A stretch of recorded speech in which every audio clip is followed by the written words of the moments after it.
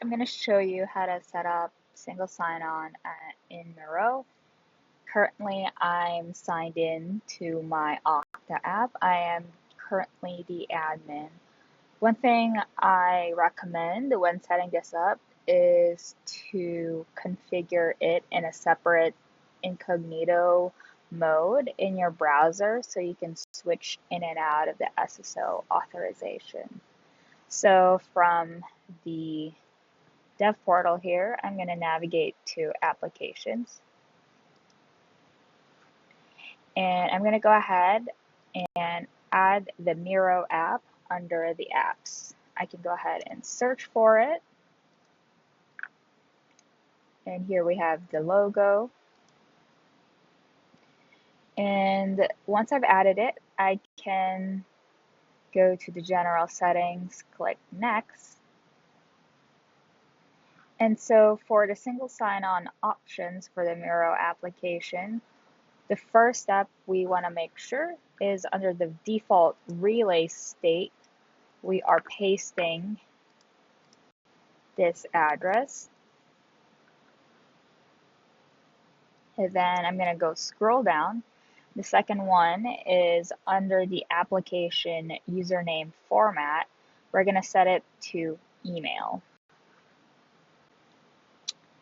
So email is the primary ID by which the user is recognized in Miro, and it should not be updated on Okta's end unless you have SCIM enabled. With that, I am going to click done. I can also select the IDP metadata here, which we'll be using later. And I'm going to go ahead and click done. And that's really all we need to do on the Okta front.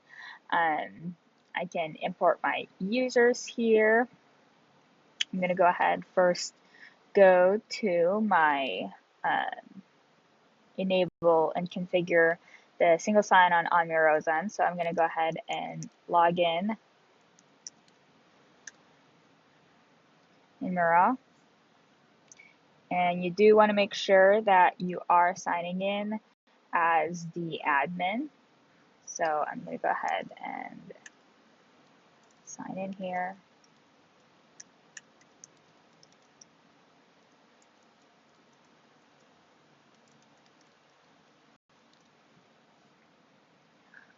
Awesome. So once we're in the page here,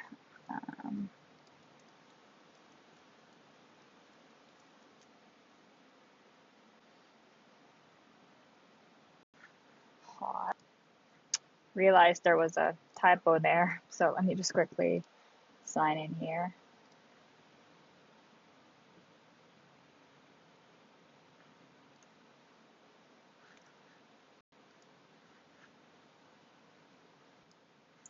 Thank you. So now that I've signed in, one thing we can do here is I'm going to go to the admin panel by selecting the icon, and I click on the settings app. And to change our single sign-on, we can go to security. And I am demoing this for the purpose of showing you guys. I'm going to disable it. And what we're going to do is click on enabling single sign-on.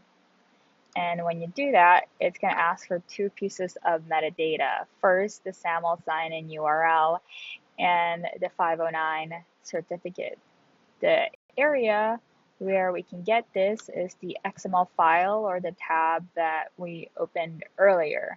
Another way to request this, if you go back to the application, and then you can click on your app again, select single sign-on, you can just select the IDP, identity provider metadata here, and that will open this new tab.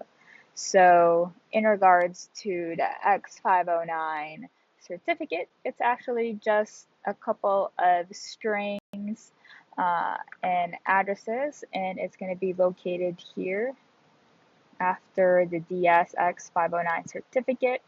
You're just going to copy this string. It typically starts with MII.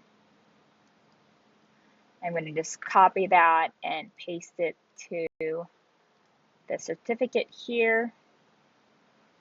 And then I am I'm going to get the SAML sign-in URL by going back to the XML file here, and we're going to copy the post HTTP post address here, just the URL here. So I'm going to copy that one and paste it here. And in regards to the domain, this is going to be specifying all the addresses within that domain and will allow those users within those domain to have access to Miro. And to do that, you're going to be adding in your address here. I'm going to remove this for the sake of showing you guys what's going to happen, because it's going to be asking you to validate or verify that domain. This is my demo URL. I'm going to add it, and it's going to ask for the email.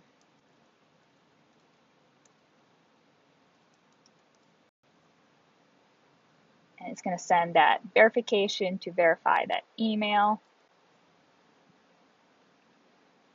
verify my domain, and it's going to route me back to the web page. And now it's already verified. In regards to enabling JIT here, you can just select automatically add all new registered users from the listed domains to your enterprise account to enable that. And the default here is a team that I've actually created, but I want all the product marketing team to be registered there. And that's really it.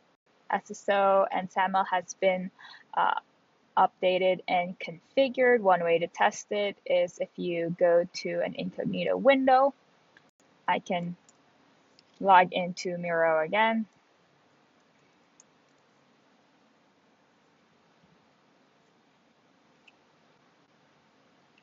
And the way it's done is if I sign in with single sign-on, I just need to enter my email address to sign in, or that one had a typo, so I'm going to go back. Let me retype it. Miro at @SETeam. And it's going to recognize that domain, and now I'm redirected to Okta, so I can just use that same password that I use for my entire organization. And now I can sign in.